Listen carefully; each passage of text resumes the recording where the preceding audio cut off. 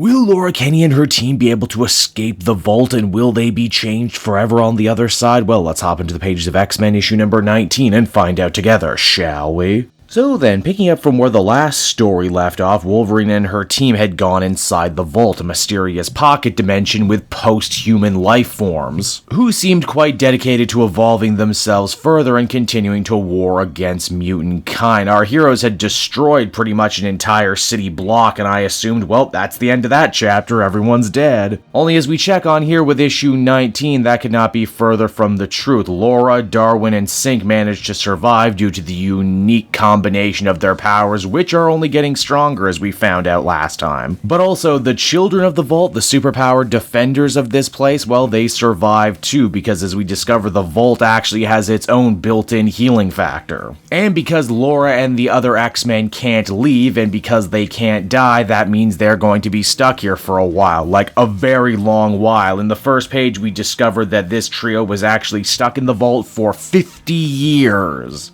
Which again, giving their combinations of healing factors, being able to change their physiology to survive any situation, and the ability to sync up with the actual vault itself, it was admittedly not that hard. In fact, given all this extra time and the fact that they could really only go deeper into the vault, this trio actually ended up learning more about this place than just about anyone else. Apparently, the vault and its children move in 2-month cycles, wherein they sleep, grow, and then wake up again for 2 more months. The X-Men also discover the lengths at which interaction with mutant kind has truly affected the vault and its children. Every time they had gone up against one another, the mutants ended up being victorious, and the children of the vault forced themselves to evolve. At last count, after Orchis had kidnapped some of the children of the vault, dissected them, and tried to find out the secret to their amazing power, they had already evolved at least 3 times. So much time actually passes for Laura, Synch, and Darwin. The appendices of this issue is just filled with a timeline of events because they couldn't possibly manage to put it all in one 22-page comic. They have their losses and their victories, but eventually things take a rather dark turn when they all get separated from one another.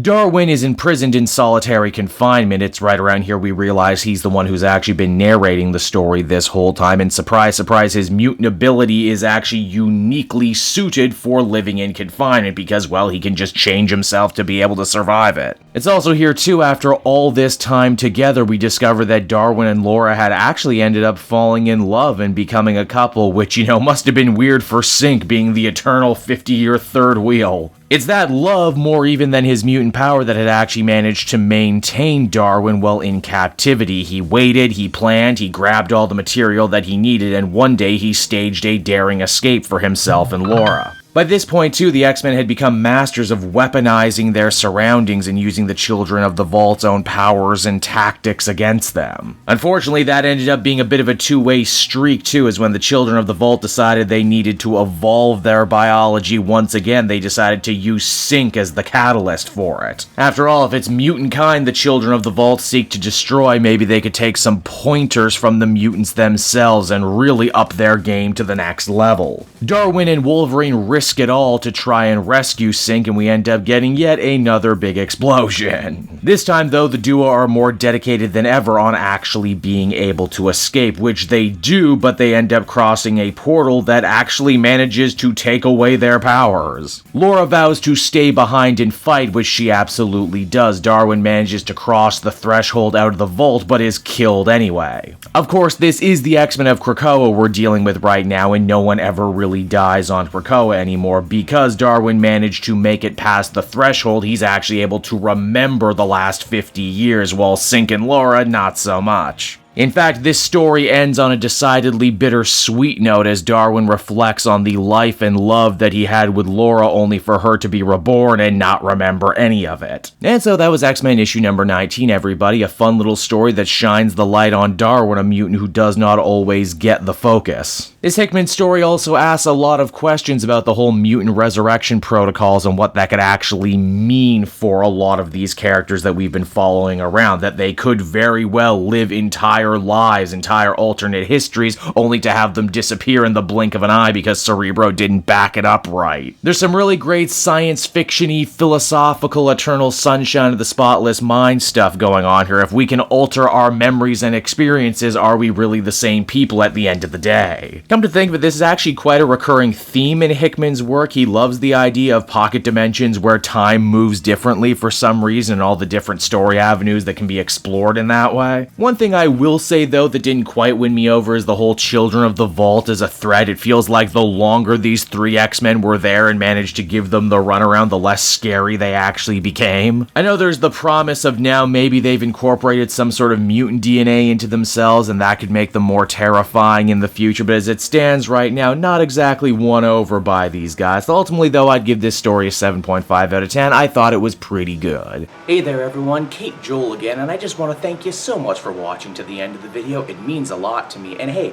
if you enjoyed the book I covered in this issue and want some comics of your own, might I recommend Book Depository? It's my #1 place for shopping for comic book trades. You get a great price, and if you use my link down in the description, you'll actually be helping me out at the same time. You get something, I get something, everybody wins, right? So until next time everyone, I've been Joel, and I will see you in the next video. Bye-bye.